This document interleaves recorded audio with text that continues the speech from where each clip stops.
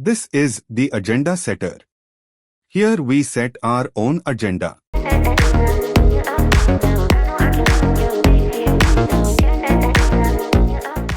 Today, we're doing something a little different. We're not looking at years or decades.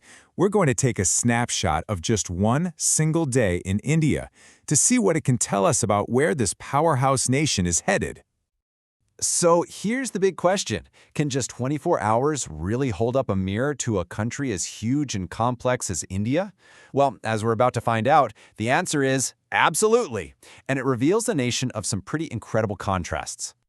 The day we're zeroing in on is December 10th, 2025, and it really gives us this perfect picture of a country living two realities at once, taking a major victory lap on the world stage while at the same time dealing with some serious growing pains back home. Let's dive in.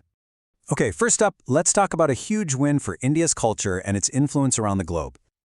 Now, before we get to the big news, you might be asking, what exactly is this? Well, getting a UNESCO Intangible Cultural Heritage listing is a massive deal. It's basically the world's way of saying that a specific tradition is a treasure for all of humanity, something that needs to be protected and celebrated. And on this day, the incredible festival of Deepavali, or Diwali, gets exactly that honor. But what makes this story even cooler is where the announcement happened. It wasn't in Paris or Geneva, it was at a UNESCO meeting hosted right in the heart of Delhi, at the historic Red Fort. Of course, Prime Minister Modi was quick to celebrate the news, pointing out how this could make the Festival of Lights even more popular worldwide. A really proud moment. But, just as India was getting this round of applause on the world stage, the story back home on that very same day was, well, let's just say it was a lot more turbulent. And this really shows you the two sides of the coin. On one side, you've got the promise of a modern, efficient, connected India. But on the other, for thousands of travelers, the reality was just chaos. A major airline, Indigo, had so many flight cancellations that the Delhi High Court had to step in and actually call it a crisis. And things moved fast. The court demanded answers, then the country's aviation authority, the DGCA, summoned the CEO of Indigo, and finally, they took real action, ordering the airline to cut 10% of its flights to try and get things under control. This whole situation is a classic sign of hypergrowth, where the ambition is just outpacing the infrastructure's ability to keep up. And as if all that travel chaos wasn't enough to deal with, there was another layer of anxiety that day. Multiple schools across the capital region had to be evacuated because of bomb threats. Now, thankfully, every single one of them turned out to be a hoax, but you can just imagine the fear and the disruption that caused for kids and parents. Okay, so while all of that was unfolding at home, let's pivot back to the international stage, because India was also making some seriously big strategic moves. Just look at this number for a second. $700 million. That is the price tag on a single, but very, very strategic deal. What we're talking about is a landmark defense deal with Vietnam for India's advanced BrahMos missiles. And this is so much more than just a sale. It's a huge move that boosts India's status as a serious defense exporter, and it also makes it a much bigger player in the security of the Indo-Pacific region. And it wasn't just about hard power. In the world of global health, India was also taking the lead. It was announced that India would host a major World Health Organization summit all about traditional medicine, with more than 100 countries expected to attend. This really shows a growing confidence in sharing its unique cultural strengths with the world. So you see all these different threads. The question is, where is this all headed? Well, the final piece of our one-day snapshot looks right at the future, and it's all about money and investment. And if you thought that last number was big, get a load of this one. $17.5 billion. That's how much Microsoft is planning to invest in India by 2030. It's their single biggest commitment anywhere in Asia. But the really fascinating part here is this quote from Microsoft CEO Satya Nadella. He says, "Adoption, not invention, decides the winners." And that is the key. Microsoft isn't just betting on India to invent the next big thing in AI. They're betting on India's massive population to be the ones who adopt it, use it, and scale it. They see India as the place where AI is truly going to hit the mainstream. But looking to the future isn't only about these huge tech deals. On the very same day, the government launched a campaign that brings things right down to a personal level, with a question for pretty much every citizen. The campaign is called Your Money, Your Right. And the idea is actually pretty simple. help ordinary people find and get back money they might have totally forgotten about, in old bank accounts or insurance policies. It's a really interesting way to connect huge national economic policy right down to your own wallet. So when you step back and look at everything that happened on December 10th, you see these two completely different stories being told at the same time. On one side, you've got these incredible global victories in culture, in tech, in defense, and on the other, you have the very real, very messy strains of running a country that's growing this fast. And that really leaves us with the ultimate question, doesn't it? As India's star continues to rise on the world stage, can it manage to solve the urgent and complex challenges it's facing right there at home? That, in a nutshell, is the story of India in a day.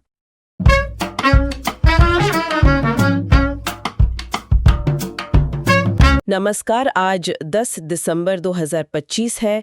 आज हम दिन की कुछ सबसे बड़ी राष्ट्रीय और अंतर्राष्ट्रीय खबरों की गहराइयों में उतरेंगे। बिल्कुल। हमारे पास जो स्रोत हैं वो शासन, अर्थव्यवस्था और वैश्विक मंच पर भारत की स्थिति की एक बहुत दिलचस्प तस्वीर पेश कर रहे हैं। हाँ। आज ऐसा लग रहा है मानो भारत की कहानी के 3 अध्याय एक साथ लिखे जा रहे हैं। अच्छा। पहला, दुनिया में इसकी बढ़ती सांस्कृतिक आवाज। दूसरा, इसके शासन के अंदरूनी चुनौतियां और अवसर।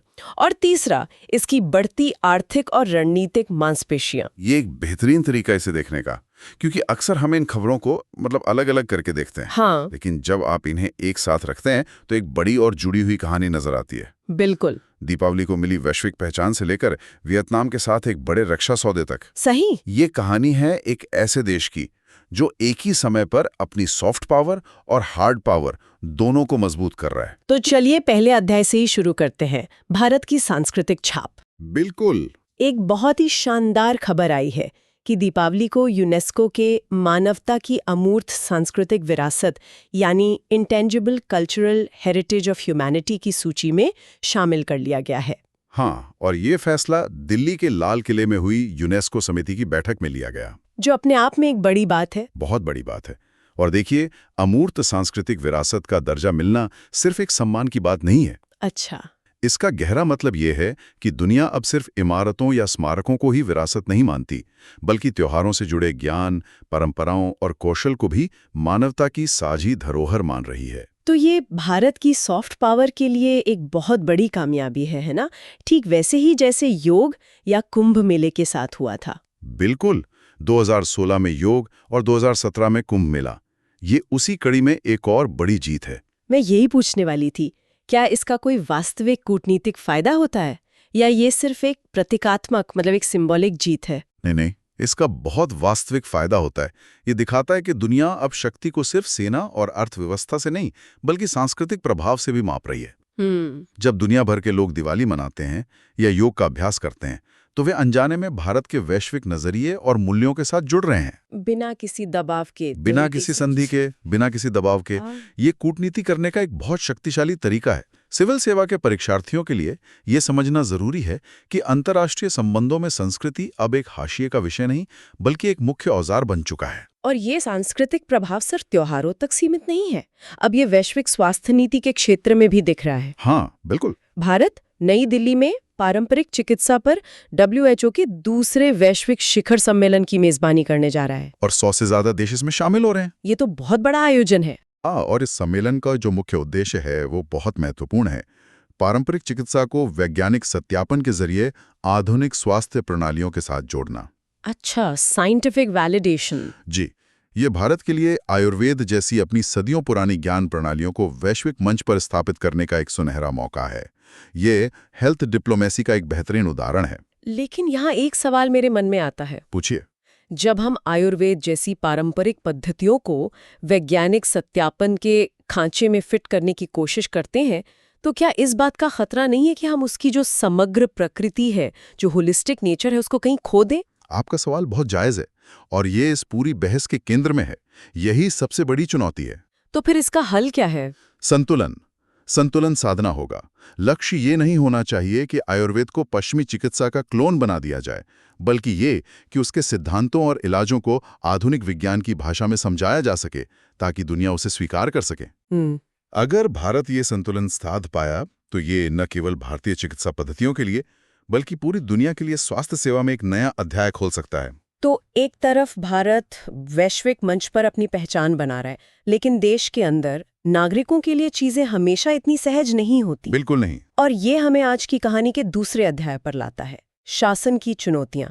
इंडिगो की उड़ानों को लेकर जो संकट खड़ा हुआ है वो इसी का एक सटीक उदाहरण है। बिल्कुल। दिल्ली हाईकोर्ट ने इसे संकट की स्थिति का ये एक बहुत मजबूत शब्द है। हाँ। और अदालत सिर्फ एयरलाइन पर ही नहीं बल्कि सरकार पर भी सवाल उठा रही है। और नियामक संस्थाओं पर भी, कि वे उपभोक्ताओं के हितों की रक्षा क्यों नहीं कर पा रहे, खासकर जब दूसरी एयरलाइंस मनमाने ढंग से टिकट की कीमतें बढ़ा रही हैं। और नियामक संस्था मतलब डीजीसीए ने भी इस पर कार्रवाई की है। हाँ, उन्होंने इंडिगो के सीईओ को तलब किया और उनकी सर्दियों की 10% उड़ानें कम करने का आदेश भी दिया है। लेकिन क्या ये समस्या का समाधान है या ये सिर्फ एक अस्थायी उपाय है? यही पर शासन का असली परीक्षण होता है। देखिए, 10% उड़ानें कम करना एक तात्कालिक कदम है ताकि सिस्टम पूरी तरह से ढह न जाए। ठीक है। लेकिन ये एक क्लासिक केस स्टडी है जिसे रेगुलेटरी ओवरसाइट कहते हैं। सवाल ये उठता है कि डीजीसीए जैसी संस्थाओं की भूमिका क्या सिर्फ नियम बनाने तक सीमित है, या उन्हें बाजार की विफलताओं को पहले ही भांपकर हस्तक्षेप करना चाहिए? एग्जैक्टली। ये बाजार की स्वतंत्रता और उपभोक्ता संरक्षण के बीच एक बहुत ही महीन रेखा है। और इस मामले से ये स्पष्ट होता है कि जब एक बड़ी निजी कंपनी लड़खड़ाती है तो उसका असर लाखों आम नागरिकों पर पड़ता है। और तब सरकार मूक दर्शक नहीं बनी रह सकती। बिल्कुल नहीं। नागरिकों के अधिकारों की बात चल ही रही है तो आज 10 दिसंबर को मानवाधिकार दिवस भी है। हाँ। और इसी सिलसिले में दिल्ली में एक बहुत ही सकारात्मक पहल हुई है। केंद्रीय स्वास्थ्य मंत्रालय और WHO ने मिलकर दिल्ली मेट्रो में 1 महीने का जागरूकता अभियान शुरू किया है। ये एक बेहतरीन उदाहरण है। इसका केंद्र महिलाओं का स्वास्थ्य, मानसिक स्वास्थ्य और डिजिटल समावेश है। ये दिखाता है कि कैसे मानवाधिकारों जैसे बड़े और अमूर्त सिद्धांतों को जमीनी कार्रवाई में बदला जाता है। स्वास्थ्य का अधिकार एक मौलिक मानवाधिकार है ना? बिल्कुल। और मेट्रो जैसे सार्वजनिक स्थान पर यह अभियान चलाकर सरकार उस अधिकार को सीधे लोगों तक ले जा रही है। इसमें डिजिटल समावेश शब्द पर खास ध्यान देना चाहिए। Digital inclusion. हाँ, आज जब स्वास्थ्य सेवाएं और जानकारी तेजी से डिजिटल हो रही हैं, ये सुनिश्चित करना कि समाज का हर वर्ग उस तक पहुंच सके, ये सुशासन का एक प्रमुख स्तंभ बन गया है। शासन से जुड़ी 2 और छोटे लेकिन दिलचस्प खबरें हैं।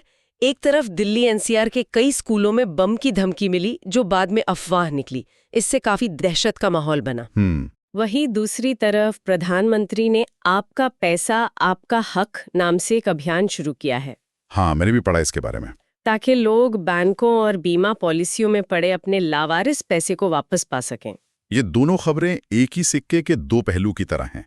ये शासन के 2 अलग-अलग चेहरे दिखाते हैं। अच्छा, कैसे? बम की अफवाह जैसी घटनाएं दिखाती हैं कि सिस्टम को बाहरी खतरों और गलत सूचना से निपटने के लिए कितना तैयार रहना पड़ता है। ये शासन का प्रतिक्रियात्मक यानी रिएक्टिव पहलू है। ठीक है। वहीं दूसरी तरफ आपका पैसा आपका हक जैसा अभियान दिखाता है कि एक अच्छा शासन अंदर की तरफ भी देखता है। ये सक्रिय यानी प्रोएक्टिव है। ये सुनिश्चित करता है कि व्यवस्था नागरिकों के प्रति जवाबदेह और पारदर्शी हो। ये बहुत अच्छी पहल है। अब तो हर किसी को अपने पुराने बैंक खाते खंगालने होंगे। क्या पता किसी को अपना भुला हुआ खजाना ही मिल जाए। बिल्कुल। और ये हमें हमारी कहानी के तीसरे और आखिरी अध्याय पर लाता है, भारत की आर्थिक और रणनीतिक शक्ति का प्रदर्शन। और इसमें आज की शायद सबसे बड़ी घोषणा शामिल है। माइक्रोसॉफ्ट की तरफ से कंपनी 2030 तक भारत में $17.5 बिलियन का निवेश करने जा रही है। $17.5 बिलियन? यह आंकड़ा अपने आप में स्टुपेंडस है। ये भारत की अर्थव्यवस्था में एक अभूतपूर्व विश्वास को दर्शाता है। और ये सिर्फ भारत में ही नहीं बल्कि पूरे एशिया में उनका सबसे बड़ा निवेश है। लेकिन इस घोषणा में जो चीज मुझे आंकड़े से भी ज्यादा आकर्षक लगी वो है माइक्रोसॉफ्ट के CEO सत्या नडेला का बयान। हाँ, वो बात मुझे भी बहुत दिलचस्प लगी।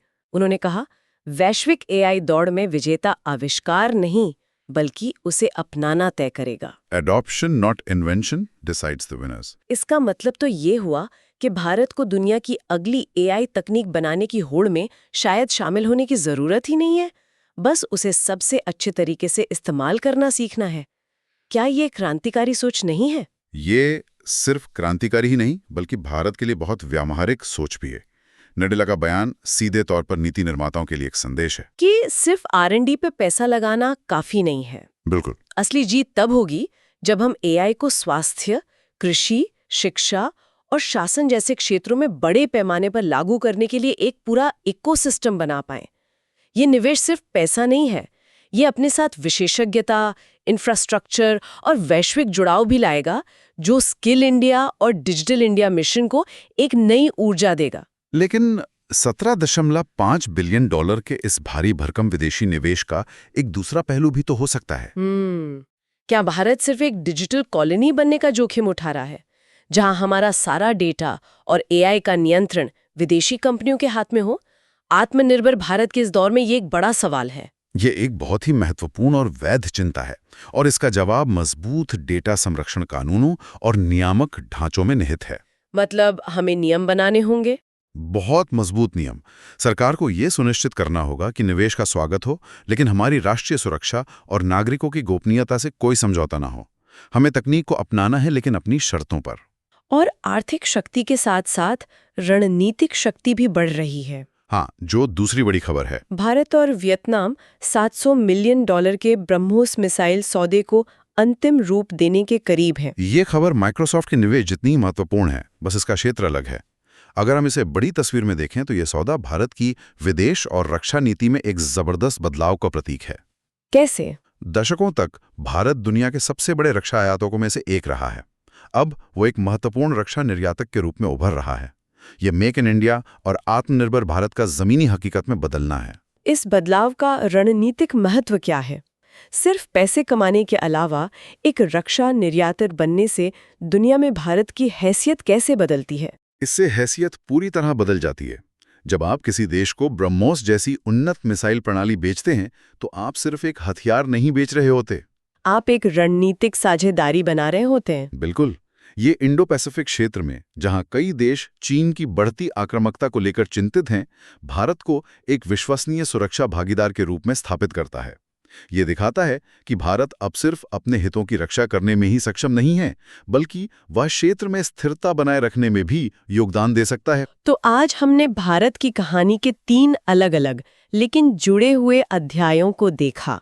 दीपावली और पारंपरिक चिकित्सा के जरिए बढ़ती सांस्कृतिक पहुंच, इंडिगो संकट और नागरिक केंद्रित अभियानों के जरिए शासन की अपनी चुनौतियां और सुधार, और फिर माइक्रोसॉफ्ट और ब्रह्मोस सौदे के जरिए आर्थिक और रणनीतिक शक्ति का प्रदर्शन। बिल्कुल। और दिलचस्प बात यह है कि ये तीनों अध्याय एक दूसरे को प्रभावित करते हैं।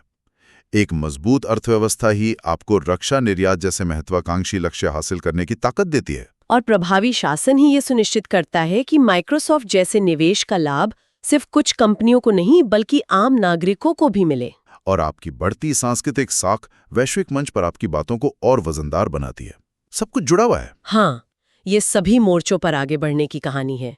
लेकिन मुझे आश्चर्य है, क्या इन सभी मोर्चों पर गति एक समान है? अच्छा पॉइंट है। कहीं ऐसा तो नहीं कि हमारी आर्थिक और रणनीतिक प्रगति सामाजिक विकास और नियामक मजबूती से कहीं ज्यादा तेज हो रही है, जिससे एक असंतुलन पैदा हो रहा है? ये आज की चर्चा का सबसे महत्वपूर्ण सवाल है, और इसी से एक विचारणीय प्रश्न उभरता है, खासकर हमारे भविष्य के नीति निर्माताओं के लिए। जब एआई जैसी तकनीकें भारत में इतनी तेजी से प्रवेश कर रही हैं, तो शासन की अपनी प्रक्रियाओं, हमारे कानूनों और हमारी शिक्षा प्रणाली को कितनी तेजी से बदलना होगा, ताकि ये सुनिश्चित हो सके कि इसका लाभ समाज के हर वर्ग तक पहुंचे। और इसके संभावित जोखिमों, जैसे कि नौकरियों का विस्थापन या डेटा का दुरुपयोग, को प्रभावी ढंग से नियंत्रित किया जा सके। तकनीक की रफ्तार और शासन के सुधार की रफ्तार के बीच की ये दौड़ ही आने वाले दशक में भारत की सफलता की कहानी लिखेगी।